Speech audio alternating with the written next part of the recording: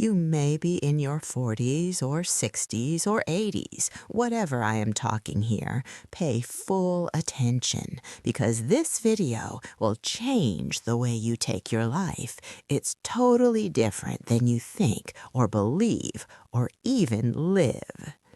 Hello, dear seniors. Here are the 7 things I stopped caring about, and you should stop caring right after this video.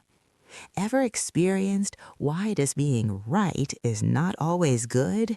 And what do people truly regret at the end of their lives? At 92 today, I can answer your questions, and I will give you 7 most important lessons no one is talking at your age. You think you have time. That's the first lie life tells you, and it's the most expensive one you will ever believe. My name is Helen Smith. I am a lovely wife of Edward. He also posts his videos on this channel sometimes. I am 92 years old today on February 14th, 2026. It's a lovely Valentine's Day today, so happy Valentine's Day to all my viewers. We live in a small apartment in West Side in Los Angeles, California, with a window that looks out onto a maple tree that has outlived 3 of my neighbors. And I need to tell you something now, before your life quietly slips past you while you're busy worrying about the wrong things. Here is the shocking truth no one warns you about. Most of what is consuming you today will mean nothing to you later. Not a little less, not slightly unimportant, but nothing. I'm not guessing. I'm not being dramatic. I know this because I spent 38 years sitting beside people in America who were dying. Hospital rooms in Chicago, hospice centers in Cleveland, quiet bedrooms in rural Iowa, retirement homes in Arizona, where the desert sun keeps shining even when someone's heart stops. I listened to their final words. I held their hands. I heard their regrets, and almost every single one of them said some version of the same thing. They never said, "I wish I had worked more." They never said, "I wish I had stayed angry longer." They never said, "I'm glad I wasted so much energy proving I was right."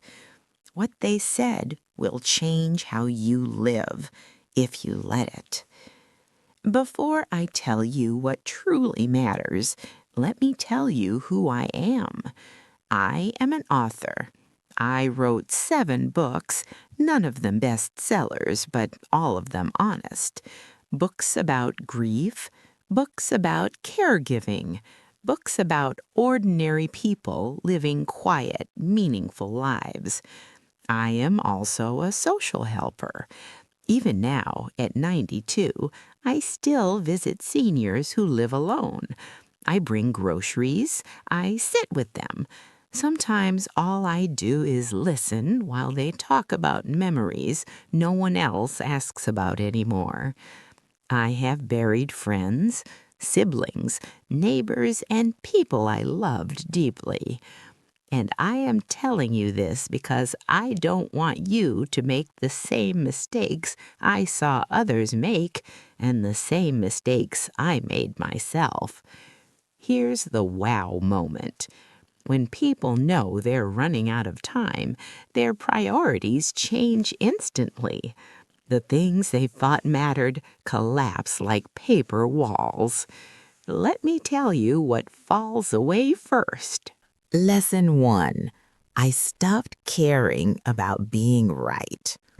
Oh, this one almost ruined my life. I was a professional right person. I argued politely but relentlessly. I brought facts. I followed up. I remembered conversations from years ago just to prove a point. I thought being right meant being responsible. I thought truth had to be defended at all costs. But in 38 years of sitting with dying Americans, do you know how many people said, "I wish I had won more arguments"? Zero. Not once, not ever. What they said instead was devastating. I'd wished I had let my sister be wrong.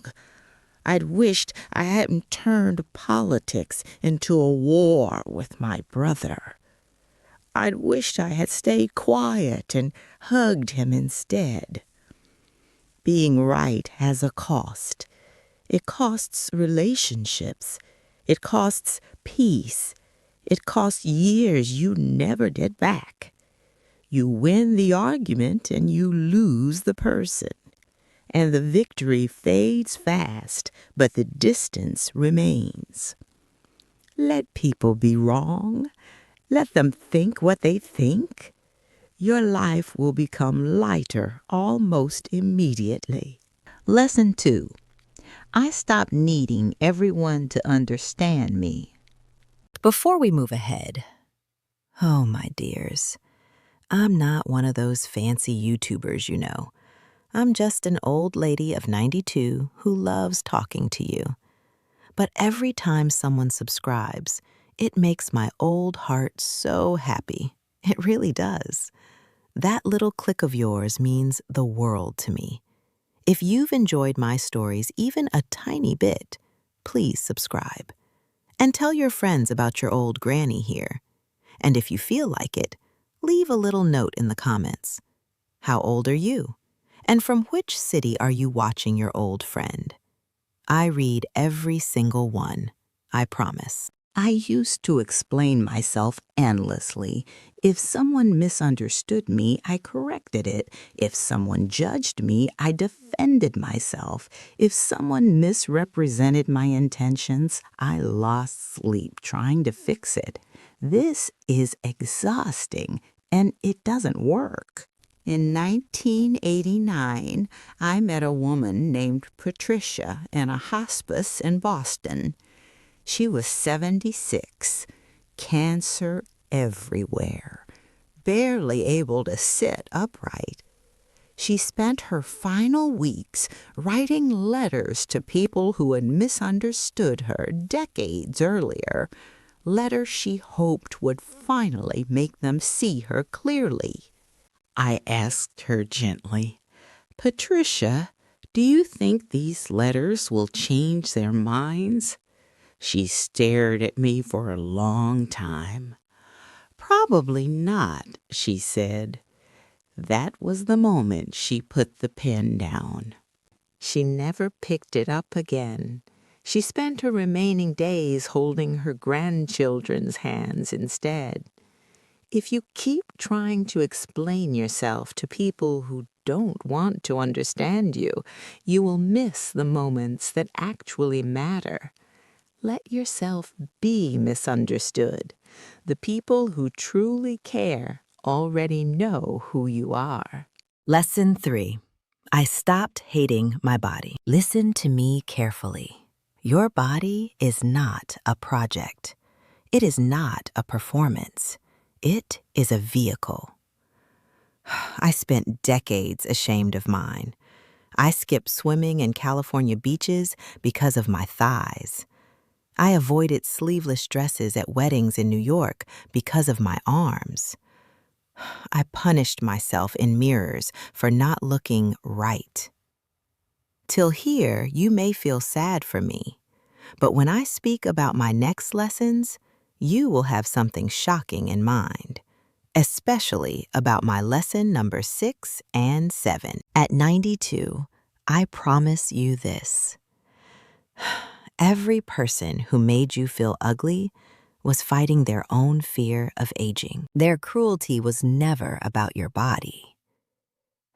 It was about their inability to accept their own. Wear the dress. Eat the cake. Go swimming. One day, your body will barely move, and you will wish, with a grief that will take your breath away, that you had enjoyed it when you could. My lesson number 4. I stopped keeping up with the noise. The world is loud on purpose. The news wants you anxious. The internet wants you outraged. Everything wants your attention. Here's the truth. Most of today's emergencies will be forgotten in 6 months. I stopped following everything. I stopped knowing every controversy. I stopped caring what celebrities said, and my life became peaceful. You are allowed to opt out. Next lesson. Lesson number 5. I let go of old grudges. Grudges are heavy. I carried anger from the 1960s like it happened yesterday. But here's the cruel joke. The people I resented had moved on. Only I was still paying the price. I watched brothers reconcile after 40 years, and others die without speaking again. Forgiveness is not for them. It's for you. Put the weight down. Lesson number 6. I stopped living for my children's approval. This one is hard. I love my children, but they are not the authority on my life. When my husband went away from me for his job, my children, wanted me to give up my independence out of fear. I listened, and then I chose for myself. You don't stop being a person because your children grow up. And the last, lesson number 7. I stopped measuring my worth by productivity. This nearly broke me. I thought I had to earn my right to exist. Even after retirement, I volunteered nonstop because resting felt like failure. You do not have to justify your existence. Now, pay attention to my words. You are not a machine. You are allowed to rest. You are allowed to simply be. A good life has empty space in it. I am 92 years old. I have watched over 2,000 people die. They all said the same thing in different words. I cared too much about the wrong things. And you are doing it right now. Somewhere in your life, your energy is leaking into something that does not deserve it. You don't have to wait until you're dying to stop. Put it down today, because one day you will sit where I am sitting, and you will want to know you lived wisely. And I hope, with everything I have left, that you do. I am not a professional YouTuber, but I request you to subscribe to my channel. This will be very helpful to me. Your one click is very, very important on YouTube. Subscribe and share with your friends also. Well, please also mention in the comment, what is your age and from which city do you watch this video? Thank you. See you in the next video.